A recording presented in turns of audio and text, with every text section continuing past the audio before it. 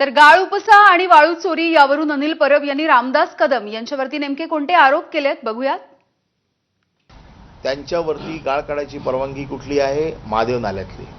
गाळ काढतायत कुठला? सावित्री नदीतला. अख्ख्या महाराष्ट्रात फक्त एकटाच माणूस असा गाळ काढतोय आणि म्हणून त्यांच्यावरती कारवाई झाली. हा अकिद मुकादम कोण आहे? हा यांचा घरातला नोकरासारखा आहे, म्हणजे यांचा अगदी घरचा माणूस. ही सगळी वाळू ही योगिता डेंटल हॉस्पिटल आहे, जे गृह राज्यमंत्र्याच्या बहिणीच्या नावाने हॉस्पिटल आहे, दातांचं महाविद्यालय, हॉस्पिटल नाही महाविद्यालय आहे. या महाविद्यालयाच्या प्रांगणामध्ये ही वाळू पडलेली आहे. जर ही गाळू कोण घेऊन जात नाही तर ही वाळू तुमच्या प्रांगणात काय करते?